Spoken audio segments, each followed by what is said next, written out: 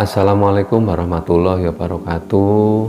Rahayu, rahayu, rahayu. Halo sahabat, bertemu kembali bersama saya Om Eri, yaitu sebuah channel yang bercerita tentang misteri.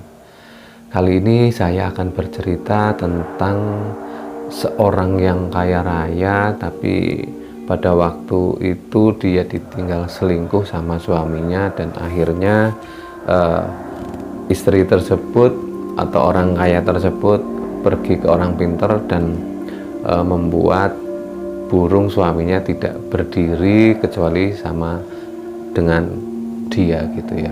Bagaimana kisah dari cerita di video ini? Mari kita saksikan video ini dari awal sampai akhir.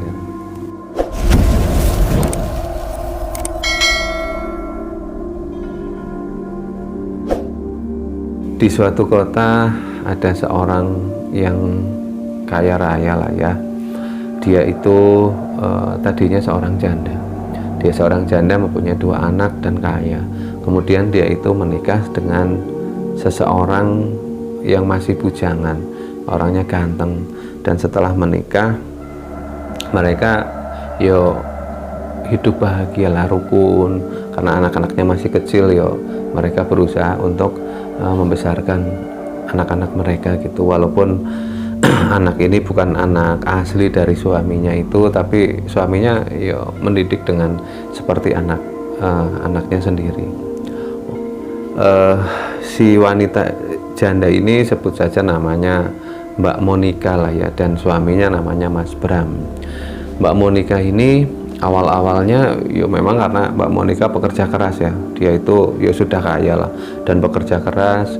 Dia mengembangkan bisnisnya sampai benar-benar kaya dan terkenal di lingkungannya sebagai orang kaya. Mas Bram pun dia seorang yang ulet juga lah. Mereka berdua sebuah pasangan yang serasi lah dalam hal mencari usaha. Tapi setelah beberapa lama pun timbul atau terjadi sebuah masalah lah ya. Anaknya yang 2 itu udah mulai beranjak gede lah, dan kekayaan dari mereka pun semakin bertambah karena memang keuletan dari mereka.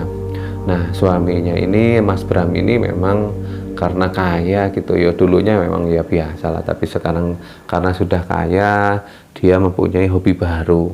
Dia itu hobi naik motor gede lah ya, motor Harley gitu ya, naik motor gede. Dan setiap beberapa dekade lah, beberapa minggu atau beberapa bulan sesuai dengan itu shock touring gitu, sering main, sering keluar gitu, karena memang tuntutan dari memang persahabatan gitulah ya. Dan pada saat itu Mbak Monik juga tidak terjadi apa-apalah, tidak cemburu atau tidak apa, karena namanya suami punya kesenangan yang mendukung saja lah ya, nggak curiga. Tapi lambat laun ada perubahan dari sikap Mas Bram kepada Mbak Monik. Yang tadinya Mas Bram itu nggak kasar, terus kalau tiap hari juga pulang, kalau pergi main juga biasanya itu pamitan. Nah, sekarang agak berubah. Dia sering keluar, ada perjalanan bisnisnya lah gitu, bahkan kadang sok nginepnya sampai beberapa hari. Dan itu jarang sekali dilakukan saat dulu gitu, tapi sekarang sering dilakukan. Dan Mbak Monik itu mulai curiga lah, menaruh curiga kepada Mas Bram. Jangan-jangan Mas Bram ada main di luar, karena memang umur dari Mbak Monik sama Mas Bram kan selisihnya agak jauh. Mbak Monik lebih tua lah ya, karena dia itu janda anak 2, dan Mas Bram itu bujangan saat waktu mereka menikah. Mereka terpaut selisih agak jauh. Mbak Monik agak khawatir juga kalau misalnya Mas Bram main dengan yang lain, karena memang setelah beberapa puluh tahun menikah dan mereka tidak dikaruniai anak gitu. Akhirnya karena kecurigaan tersebut, Mbak Monik minta tolong lah sama teman dari saudaranya lah, sebut saja namanya Mas Wondo gitulah ya. Mas Wondo yo deket lah sama Mbak Monik. Kemudian Mbak Monik cerita gitu, Mas Wondo, saya kok kayaknya agak aneh dengan sikap Mas Bram belakangan ini gitu. Kemudian Mas Wondo ngomong, emang gimana Mbak Monik? Mas Bram sekarang jarang pulang. Mas Bram itu ada saja acara keluar, yang nginep di luar kota lah, ada urusan bisnis lah, pokoknya aneh lah gitu. Kok feeling saya jadi nggak enak. Nah terus gitu kata Mas Wondo, ya Mbok, saya minta tolong ke Mas Wondo. Mas Wondo kan sering keluar, cobalah kalau itu nanti kalau Mas Bram keluar, saya minta tolong Mbok ya dimata-matain, atau kalau Mas tahu lah Mas Bram itu ada main sama perempuan, Mbok saya dikasih tahu, kata Mbak Monik tersebut ke Mas Wondo. Kemudian Mas Wondo karena memang sahabatan deket gitu dan memang masih agak saudara sama Mbak Monik gitu ya, Mas Wondo pun oh siap, nanti kalau misalnya memang saya ada informasi nanti saya kasih tahu. Nah setelah beberapa bulan dari perbincangan Mbak Monik sama Mas Wondo tersebut, tiba-tiba HP Mbak Monik berdering gitulah ya, ada WA gitu ya, bunyi gitu, dan Mbak Monik pun melihat kalau ada foto Mas Bram itu boncengan sama wanita cantik, dan ternyata WA itu datangnya dari Mas Wondo gitu. Sontak Mbak Monik kaget dan nangis gitu. Wah ternyata bener kan apa yang selama ini saya bayangkan, apa yang selama ini saya curigakan ternyata terbukti. Terus akhirnya ditelepon lah Mas Wondo. Mas Wondo, ini dapat foto dari mana gitu? Kata Mas Wondo, itu saya dapat foto dari teman saya. Tadi pas secara nggak sengaja melihat Mas Bram itu boncengan sama wanita cantik dan masih muda. Wah sempat shock lah ya, Mbak Monik sempat shock gitu. Dan memang sih benar pada saat itu Mas Bram itu pamitan, katanya mau 2 hari melakukan urusan bisnis ke luar kota. Makanya saat itu Mbak Monik bingung gitu, apa dilabrak ya gitu. Saking galaunya akhirnya Mbak Monik pergilah ke tempat temannya yang cewek satu lagi, sebut saja namanya Mbak Wati. Dia langsung ke Mbak Wati, dan di rumah Mbak Wati dia menceritakan semuanya sambil nangis. Wah ini loh, apa yang selama ini saya curhatan ke kamu dan apa yang selama ini saya curiga kepada Mas Bram ternyata terjadi gitu. Tapi Mbak Wati menenangkan lah ya, menenangkan kepada Mbak Monik. Mbak Monik, yo jangan terburu-buru, siapa tahu itu Mbak Monik kan belum punya bukti, siapa tahu cuman prasangka Mbak Monik saja. Enggak, ini saya udah punya bukti, ini loh foto, lihat gitu. Kemudian Mbak Wati pun melihat foto yang ada di dalam HP Mbak Monik tersebut, dan ternyata iya Mbak Monik, ini kan Mas Bram boncengan sama siapa gitu. Akhirnya yo Mbak Monik semakin sedih gitu. Itulah yang membuat saya benar-benar nggak nyangka gitu, ternyata selama ini Mas Bram itu ada main di luar. Akhirnya Mbak Wati pun ya terdiam gitu, karena sudah tidak bisa ngomong apa-apa lagi karena memang sudah ada bukti. Nah terus Mbak mau gimana, kata Mbak Wati ke Mbak Monik. Ya saya yang bingungnya itu Wat gitu, kata Mbak Monik. Apakah harus saya labrak sekarang gitu ya? Terus Mbak Wati ngomong, jangan Mbak, apa kalau Mbak ngelabrak ke sana Mbak sudah siap dengan resikonya gitu. Resikonya Mbak harus pisah loh sama Mas Bram. Kalau Mbak sudah siap untuk pisah sama Mas Bram, ya ndak apa-apa, terserah monggo gitu, kata Mbak Wati. Kemudian Mbak Monik pun terdiam. Iya saya jadi bingung ya, kalau misalnya saya harus kehilangan Mas Bram saat ini, saya belum siap gitu. Tapi kalau misalnya seperti ini terus ya saya nggak kuat juga, harus gimana gitu, kata Mbak Monik. Kemudian setelah beberapa hari lah ya, setelah beberapa hari Mas Bram pun pulang. Mas Bram pun pulang dari touringnya katanya, atau apa urusan bisnisnya gitu, pulang. Dan ya seperti biasa gitu, Mas Bram tidak merasa ada kesalahan apapun gitu. Tapi karena saking emosinya Mbak Monik, akhirnya Mbak Monik menunjukkan dari mana gitu, dan akhirnya mereka pun bertengkar ya. Mereka pun bertengkar, dan karena nggak terima gitu, kamu jangan fitnah, kata Mas Bram.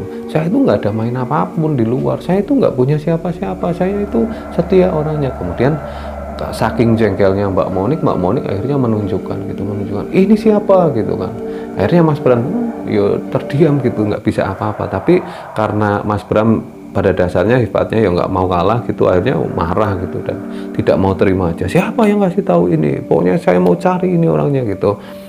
Tapi akhirnya Mbak Moni nggak ngomong kalau yang ngasih tahu yang memberi foto itu adalah Mas Wondo. Tapi karena Mas Bram bersikeras, akhirnya mereka berantem lah ya, berantem besar lah, berantem benar-benar berantem. Dan akhirnya Mbak Monik pun mengalah gitu. Karena apa? Karena dia takut nanti kalau Mas Bram tahu Mas Wondo yang ngasih tahu ke Mbak Monik, nanti akan terjadi apa-apa sama Mas Wondo. Akhirnya pada saat itu pun Mbak Monik mengalah dan diem. Akhirnya mereka pun ya nggak baik kan, tapi akhirnya nggak bertengkar lagi lah. Tapi setelah kejadian itu hari demi hari ya agak renggang. Tapi Mas Bram tetap nggak ngaku gitu, walaupun sudah ada bukti tetap nggak ngaku gitu. Wah itu orang lain, wah itu bukan saya, itu kamu fitnah, tetap seperti itu aja. Mbak Monik pun walaupun sudah ada bukti, akhirnya Mbak Monik pun ngalah. Nah suatu ketika Mbak Monik pergilah ke rumah Mbak Wati gitu. Dia ngomong ke Mbak Wati, Wat, gimana ya gitu kalau misalnya saya itu mencari orang pinter biar Mas Bram itu nggak berpaling ke orang lain, biar Mas Bram itu sukanya hanya ke saya gitu. Kamu tahu nggak paranormal atau orang pinter yang jos lah, yang bisa memberikan solusi seperti yang saya butuhkan gitu. Kemudian Mbak Wati pun berpikir, loh kalau paranormal saya ya nggak tahu Mbak, saya kan wanita, saya kan cewek, mana tahu tentang paranormal. Kalau Mas Wondo itu apal Mbak, Mas Wondo kan sering keluar, coba nanya ke Mas Wondo gitu. Akhirnya Mas Wondo pun ditelepon lah, Mas Wondo pun ditelepon dan datang ke rumah Mbak Wati. Di situ mereka bertiga pun akhirnya berdiskusi. Ditanyakan oleh Mbak Moni ke Mas Wondo, Mas Wondo tahu nggak paranormal gitu yang bagus lah buat biar Mas Bram nggak main di luar lagi, biar Mas Bram tetap ke saya gitu. Kemudian Mas Wondo menunjukkan, ada Mbak, tapi biasanya orangnya itu adanya pas hari Minggu gitu. Pada saat itu kan hari Jumat ya. Kalau mau ke sana, saya kasih alamatnya, tapi saya nggak bisa nganter Mbak, karena saya Minggu besok ada acara, kata Mas Wondo. Ya udahlah nggak apa-apa, yang penting alamatnya jelas kan, jelas. Kemudian singkat cerita Mas Wondo memberikan lah alamat ke Mbak Monik sama Mbak Wati. Setelah itu Mas Wondo pulang dan Mbak Monik sama Wati pun berdiskusi, Wat, tolong minggu besok kamu mau nggak mau temenin saya ke alamat ini gitu. Aduh Mbak gitu, Wati bilang seperti itu kepada Mbak Monik.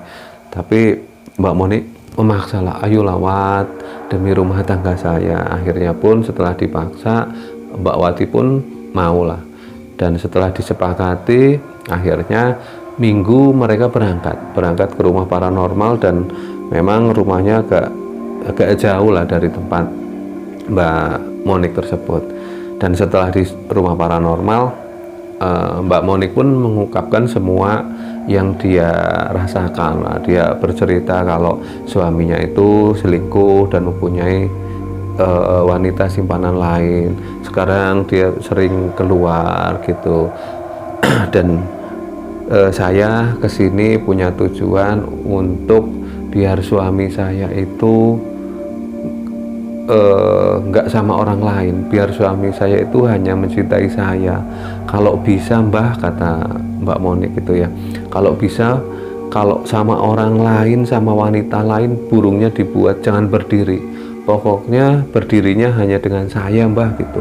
Bisa nggak Mbah, tolong saya Mbah. Kemudian paranormal tersebut pun mengangguk, ya kalau itu bisa, tapi nggak bisa sekarang karena itu membutuhkan sesaji yang beda. Kalau misalnya cuman membuat Mas Bram atau suami panjenengan itu seneng atau kembali ke panjenengan itu ya mudah, tapi membuat burungnya tidak berdiri sama wanita lain itu yang butuh khusus gitu, kata paranormal tersebut. Pokoknya apapun syaratnya, kalau masih saya bisa lakukan atau saya beli, pokoknya saya sanggup lah, kata Mbak Monik tersebut. Ya karena memang Mbak Monik orang kaya lah ya. Kemudian setelah itu, ya udah kalau kayak gitu kata paranormal, saya harus datang ke tempat panjenengan, Pak.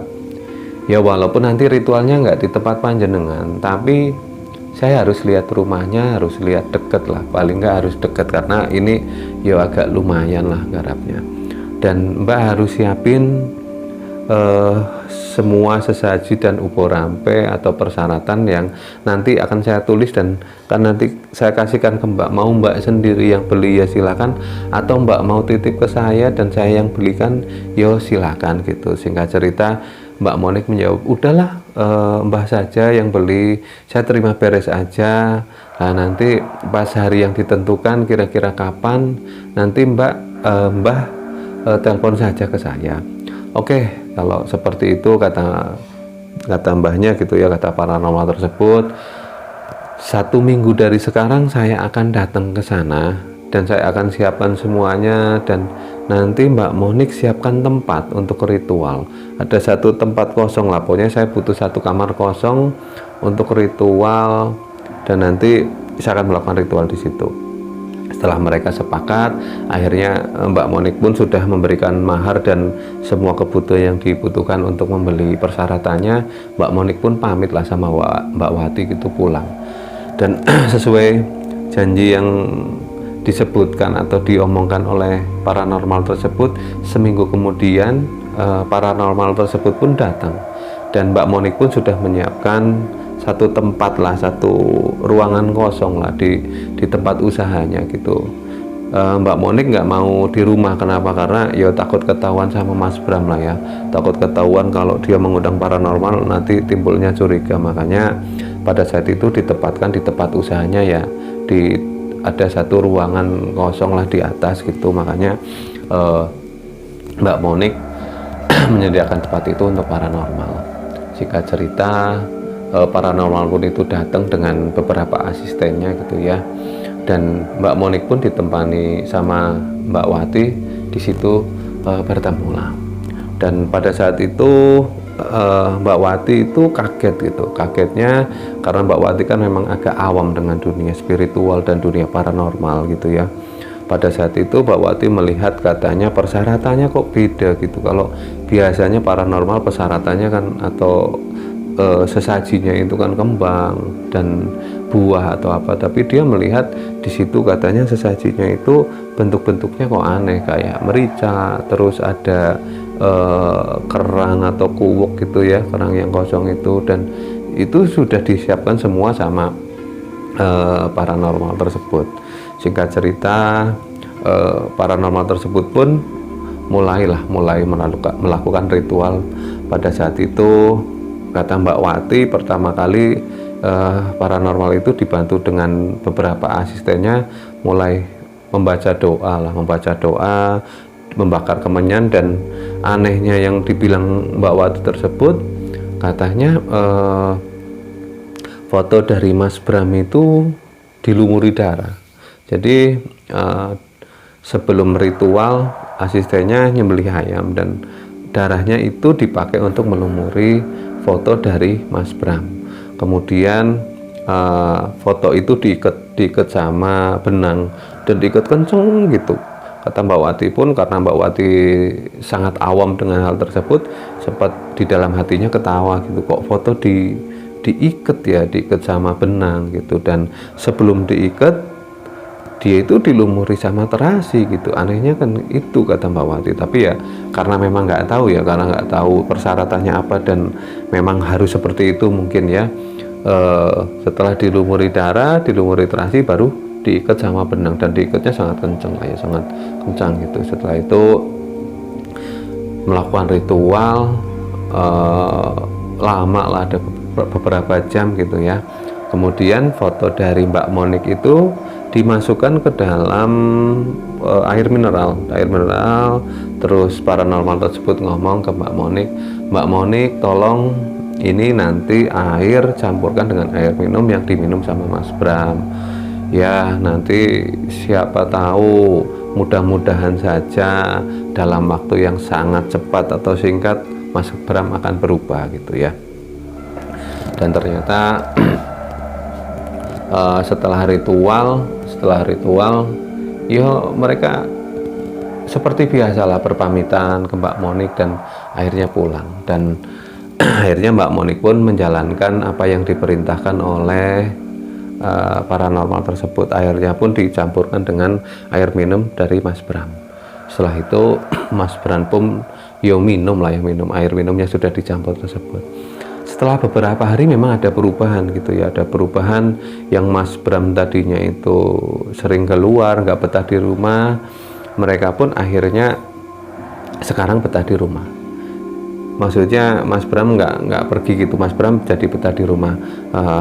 Mbak Monik pun merasa bahagia lah, merasa senang dan merasa bahwa wah, siapa tahu atau berarti bener nih kayaknya nih dari paranormal ini ternyata berhasil gitu. Dan dia berceritalah kepada Mbak Wati, Wat, kayaknya berhasil deh, kayaknya sekarang Mas Bram nggak pernah pergi. Mas Bram udah beberapa hari ini, beberapa minggu ini nggak pernah main di rumah terus, dan yo memang keadaannya semakin harmonis lah gitu. Setelah beberapa hari, beberapa minggu kemudian ya seperti biasa lah, seperti suami istri biasa, mereka pun pergi liburan, pergi belanja. Terima kasih buat sahabat yang sudah menyaksikan video ini dari awal sampai akhir. Mohon maaf kalau ada salah kata dari saya yang tidak sengaja terlontar, atau ada kesamaan dari kisah yang saya ceritakan barusan itu hanya secara kebetulan saja. Saya akhiri, wabillahi taufiq wal hidayah. Wassalamualaikum warahmatullahi wabarakatuh. Rahayu, rahayu, rahayu.